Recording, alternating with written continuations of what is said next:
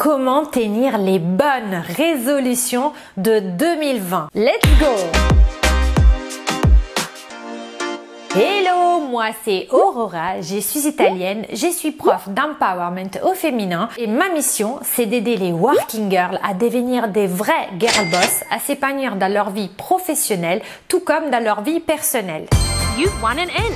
Si comme moi, tu es convaincue qu'on puisse être jolie et en même temps intelligente, abonne-toi tout de suite à mon Instagram où je suis présente tous les jours, notamment en stories. Perfect. Si tu es aussi passionné de développement personnel et tu veux tout concilier vie pro et vie perso, abonne-toi aussi à ma chaîne et n'oublie pas d'appuyer sur la cloche des notifications pour ne rater aucune de mes vidéos. Combien de fois ça t'est déjà arrivé de prendre des bonnes résolutions, de essayer de changer des comportements aussi ou de s'enlever des mauvaises habitudes comme par exemple la cigarette plutôt que de manger trop de sucreries et de ne jamais y arriver. On commence, on a plein de motivation et puis après, plouf, peut-être au bout de quelques jours déjà, notre motivation flanche et d'un coup, on n'arrive pas à garder l'engagement qu'on a pris avec nous-mêmes. Qu'est-ce qui se passe? On va culpabiliser. Moi, la première, j'ai culpabilisé à mort. En fait, à un moment, je m'étais mise dans la tête que je voulais avoir les fessiers rebondis des Kim Kardashian sans faire des piqûres. Et donc, je me suis dit, je vais commencer à faire de la gym, etc.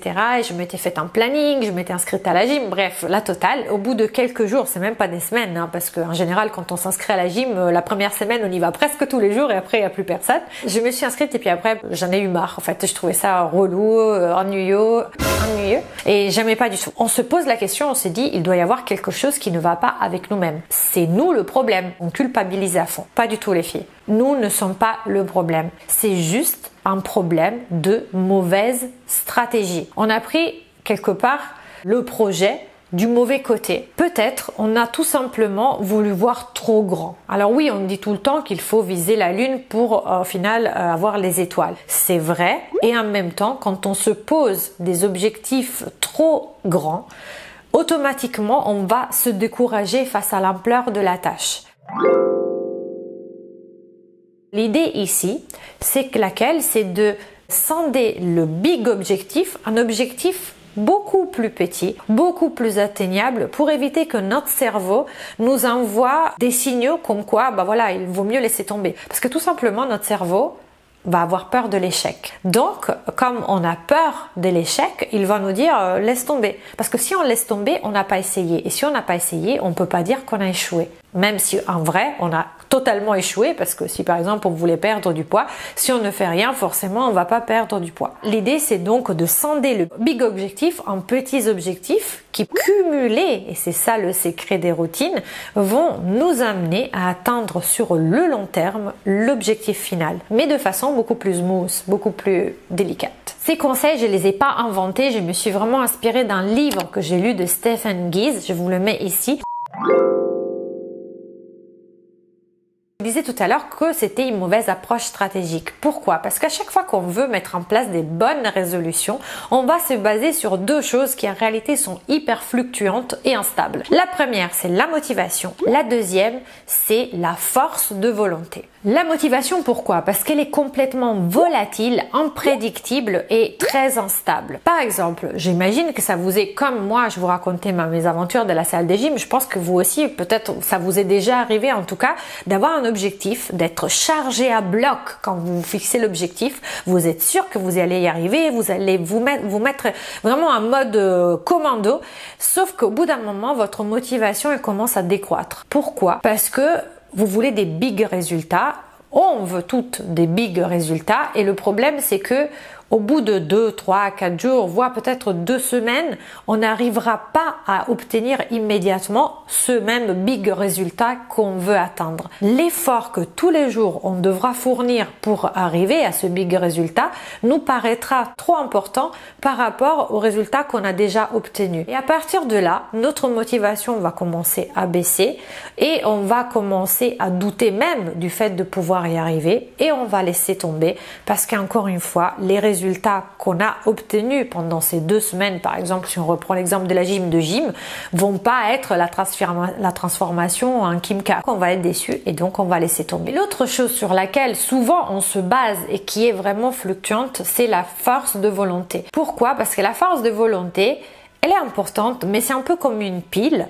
C'est quelque chose qui peut se décharger. Souvent, quand on va partir à bloc, comme on l'a fait par rapport à la motivation, on va tout de suite épuiser cette source d'énergie et il faudra beaucoup de temps pour recharger cette même pile, donc pour retrouver de la force de volonté. L'idée donc, comme je vous disais, c'était de découper un petit morceau en un énorme objectif, mais tellement petit que notre cerveau ne pourra pas mettre un frein par rapport à ça parce que presque il considérera que c'est stupide de le faire. Il n'y aura aucune charge émotionnelle négative, aucune envie de laisser tomber parce que presque c'est trop facile. Et c'est ça la clé, se fixer des routines quotidiennes qui nous paraissent tellement faciles que personne, même pas notre tête, même pas notre pilote automatique, notre cerveau de survie, va nous empêcher de faire. Par exemple, si on veut faire du yoga, par exemple, on se dire je veux mettre en place des routines où je ferai du yoga, au lieu de se dire je ferai 20 minutes par jour à 6 heures du mat avec ma morning routine accompagnée de la méditation, d'une douche froide, de je sais pas quoi, on va se dire tout simplement je vais sortir mon tapis de yoga et je vais faire une salutation au soleil. Point. Si par exemple on se dit je veux pouvoir lire plus parce que je ne lis pas assez et ça m'intéresse énormément, on va décider de lire une page par jour. Oui, c'est peu, mais justement c'est tellement peu que ok, notre cerveau va dire c'est possible. Et c'est des choses tellement petites que on va réussir à les faire. Pour ma part, donc moi je reprends toujours mon argument de gym parce que c'est ce qui me tenait à cœur. Je voulais vraiment le fessier de Bomba Latina. Je me suis dit je vais commencer à faire 10 squats. 10 squats tous les soirs. C'était pas énorme, c'est pas avec 10 squats que je vais avoir à wow, comme ça, mais je me suis dit je commence par ça. Et le fait que dans ma tête ce n'était pas beaucoup, ça m'a aidé à tenir. Donc c'est vraiment très important de se fixer vraiment des micro-routines et c'est grâce à ça qu'on pourra justement petit à petit arriver à notre résultat. L'idée, c'est donc de choisir 3 domaines dans lesquels on veut avancer, 3 choses qu'on veut vraiment faire et choisir 3 micro-routines qu'on va mettre en place tous les jours. Les résultats de ça, c'est quoi? Bon, d'un côté, forcément, même si c'est tout petit, on va avancer vers notre objectif final. De l'autre côté, on va l'installer comme routine parce que pour que ce soit automatique, il faut la répétition. Notre cerveau a besoin de l'assimiler en tant que chose naturelle, comme par exemple quand on conduit une voiture, ça nous paraît naturel, on ne réfléchit pas à ce qu'on est en train de faire. Et en plus de ça, on va muscler notre force de volonté. Car forcément, comme ce petit, voilà, c'est un micro-effort. Notre cerveau va nous octroyer le droit de le faire, va pas trop nous embêter. Et à ce moment-là, comme la force de volonté est un muscle, petit à petit, on va apprendre à respecter les engagements qu'on a pris avec nous-mêmes.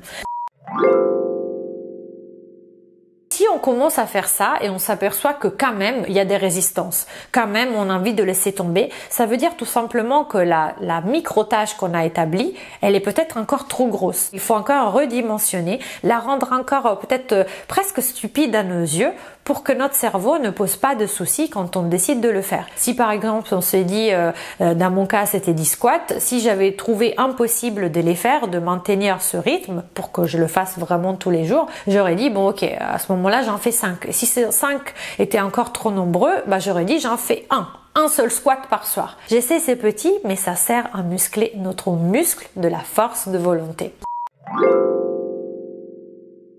Première chose, on va identifier 3 domaines ou 3 actions qu'on veut effectuer. Ensuite, on va vérifier que ces 3 domaines et ces 3 actions soient vraiment en résonance avec nos valeurs. Car si je me dis par exemple, je voudrais lire tous les jours et au final je me rends compte qu'en vrai, je déteste lire, que j'en ai rien à faire. C'était peut-être pour imiter ma copine ou peut-être une coach que j'admire, mais ça ne résonne pas du tout avec mes valeurs. Il faut vraiment se poser un instant et se dire, est-ce que je veux ce bouti d'en faire parce que c'est moi qui le veux ou c'est juste pour émuler les autres, pour imiter les autres. Et la troisième chose, c'est vraiment un conseil hyper pratique, c'est-à-dire que dans la journée, on va déterminer à quel moment on va le faire. Idéalement à 1 heure. Par exemple, je me dis à 6 heures, à 7 heures du matin, à 8 heures du matin, etc. ou après le café. Mais si on ne peut pas déterminer une heure précise, parce que peut-être on n'est pas réglé comme du papier à musique et on n'a pas toujours les mêmes horaires, à ce moment-là, on va dire par exemple, je le fais avant de me coucher.